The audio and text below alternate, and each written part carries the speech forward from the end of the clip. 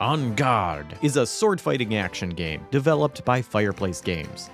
You play as Adalea, a swashbuckler who undermines the local ruler, Count Duke, in order to aid the people of her home. The art design is delightfully colorful and cheery, adding a hopeful tone to a story about a vigilante-type fighting against an oppressive ruler. The characters and story are as vibrant as the scenery. Everyone has an expressive voice that's distinct and playful. Their dialogue is consistently humorous and charming, though not laugh-out-loud funny.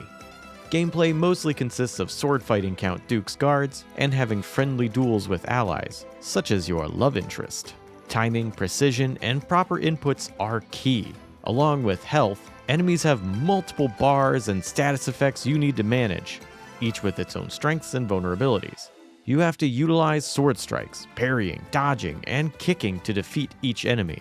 You also have to use the environment, allowing you to cut chandeliers and have them drop on enemies, ignite cannons, throw a bucket on someone's head, kick a table out from under someone standing on it, and more. Creativity is nearly mandatory given all the status effects enemies can have. You also build up your panache meter, giving you access to one of 3 offensive moves each time it fills. Between bouts, you platform around linear levels. The platforming is easy but fun, and it's a welcome respite from the stressful, skill-based combat. Exploring means you can find notes with lore and story tidbits to flesh out the world. They didn't compel me to find more, but they were a pleasant read when I found them. When it works properly, the combat is rewarding. Unfortunately, a few issues kept it from being enjoyable the whole playthrough.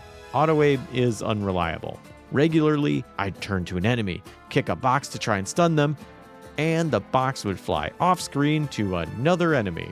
It's hard to select a specific enemy when they're grouped together, especially since there's no indicator on which enemy it's locked on to. This becomes an even bigger problem because some enemies require you to do perfect parry and dodge combos against them, and if you fail, it means they refill their guard bar. And if you dodge or parry an attack from a different enemy, sometimes it will count as a miss and reset the guard bar for the enemy you're trying to stay engaged with. The camera can get jammed on things in the environment. It's easy to get hit from behind because you have to use the face buttons to parry an attack, so you can't keep your thumb on the right analog stick. I also had input issues, such as my character no longer running despite still holding the button. I even switched controllers in case that was the issue, but the problem persisted. Throughout my 5-hour playthrough, to finish the story, I was mostly satisfied with On Guard's tense, skillful, rewarding combat, but the mentioned problems soured parts of my playthrough. Taking it with its highs and lows, it was a fun test of sword fighting skills alongside some enchanting characters. On Guard is available August 16th for PC for $19.99.